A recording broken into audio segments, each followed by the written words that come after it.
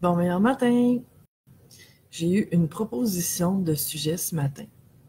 C'est comment se sortir du manque. Alors, c'est de ça qu'on va parler aujourd'hui.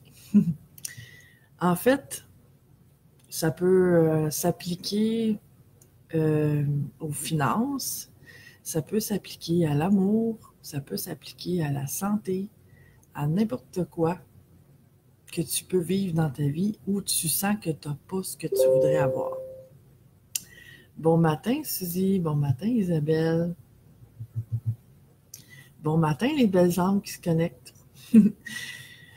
Donc, c'est vrai que c'est pas évident hein, quand il y a un aspect de notre vie, ou peut-être même plus d'un aspect de notre vie, où on se sent tellement privé de ce qu'on voudrait avoir que c'est facile de se laisser piéger par l'énergie du manque. Bon matin, Hélène. Et ben, c'est justement le défi que je te propose ce matin. Bonjour Nafa, bon matin José. En fait, il faut comme jouer un tour un petit peu à notre mental. Parce que notre mental, son travail, c'est de nous rappeler les dangers qu'on a vécus avant. Un de ses travails, parce qu'il ne fait pas que ça dans la vie. Mais bon matin Brigitte. En fait, notre mental est relié à nos mémoires. Hein? Et les mémoires qu'on a d'échecs, d'avoir fait des erreurs, de situations difficiles, bien, notre cerveau a tout enregistré ça. Hein? Et notre mental, un de ses rôles, c'est de nous rappeler ça pour nous protéger. Il fait très bien son travail en passant. Je ne sais pas si tu as remarqué. Mais oui, c'est ce qu'il fait. Il me ramène mes peurs pour que je me protège mieux, pour que je me prépare mieux, pour que j'évite de souffrir comme j'ai déjà souffert dans le passé. Et il est très efficace. Mais en fait, on a à déjouer un peu cet aspect-là de notre mental, parce que notre mental, on peut aussi l'utiliser pour créer. Bon matin, Sylvie. On peut aussi l'utiliser pour créer par le biais de notre imagination. Et c'est très utile aussi. C'est-à-dire que si j'ai un aspect de ma vie qui me cause vraiment de la privation, je vais prendre l'argent parce que souvent, ça peut être l'amour, ça peut être la santé, comme je disais tantôt, ou toute autre chose, mais l'argent, c'est quelque chose qui affecte plusieurs personnes et en même temps, quand on est dans le domaine spirituel, qu'on a des connaissances spirituelles, ce domaine-là est un peu particulier. Bon matin, Monsieur François. Parce qu'on l'associe souvent à beaucoup de choses négatives, l'argent, les finances. On a des croyances négatives à l'endroit de l'argent qui nous bloquent aussi. Ça, c'est un tout autre sujet. Et je peux faire du coaching pour les gens qui sont intéressés à travailler sur ces choses-là pour débloquer.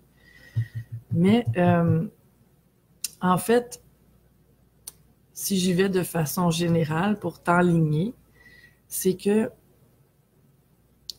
l'argent, c'est une énergie. Toute énergie n'est ni positive ni négative et elle a l'importance que je lui accorde. Si je suis en manque d'argent, évidemment, j'en ai besoin pour vivre, pour payer mes factures, pour vivre, mais pour survivre aussi, d'autant plus. Et si à chaque fois que j'ai à payer quelque chose, je me crispe, je vis le manque, j'ai à déjouer cette partie-là de moi qui vit dans le manque. Si à chaque fois que j'ai à payer une facture, au lieu de me concentrer sur « j'ai pas beaucoup d'argent », si je paye cette facture-là, est-ce que je vais pouvoir manger après? Tu sais, des pensées de ce genre-là, que je suis plutôt concentrée sur ben, j'ai l'argent en ce moment et ça me fait plaisir de payer cette facture-là parce que j'ai reçu des services en échange. C'est un échange entre moi et le fournisseur et je suis dans la gratitude plutôt que de penser à tout ce que je ne pourrais pas m'offrir ou tout ce que je vais avoir à me priver parce que je suis en train de sortir de l'argent de mon compte de banque ou de mon portefeuille en ce moment. Et ça déjoue cette habitude-là de créer du manque. Ça ne se fait pas instantanément, hein. C'est des habitudes, ça se défait à la longue. À force de les détricoter, à force de les déjouer comme ça, ben, tranquillement, on se crée de nouvelles habitudes et on est moins porté à vibrer cette énergie de manque-là. Parce que l'univers, mes chers amis, répond à ma vibration. Et même si ma tête, quand je paye une facture, si ma tête dit « oui, je suis contente, j'ai eu des services, je suis dans la gratitude », si mon énergie est crispée, c'est la vibration qui va l'emporter, c'est pas les mots. Donc, c'est de créer une habitude d'entrevoir les choses de cette façon-là jusqu'à ce que je le sente dans mes tripes que oui, effectivement, je l'ai l'argent en ce moment, je suis capable de payer ça, ça me fait plaisir et de faire confiance que même si les apparences ont l'air contre moi, même si les apparences me disent que c'est difficile, que j'aurai pas les moyens de payer toutes mes factures ce mois-ci, ou que, tu sais, toute autre pensée de ce genre-là, que je fais confiance à l'univers. C'est d'ouvrir l'énergie de la confiance et de l'abondance plutôt que de vibrer le manque. C'est ça le défi.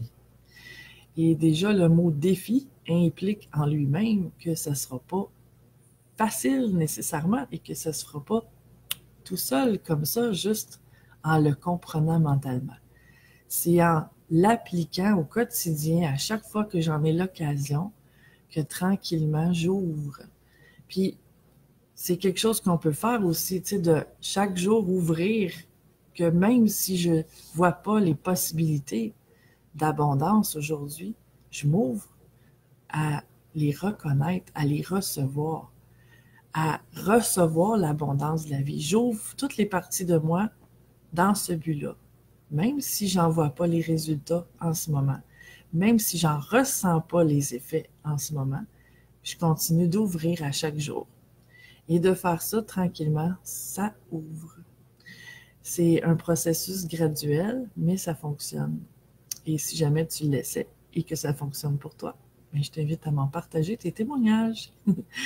Et si tu sens que cette vidéo-là pourrait aider quelqu'un, si tu as pensé à quelqu'un en l'écoutant, ou si tu as envie de le partager sur ta page, bien, je t'en remercie grandement.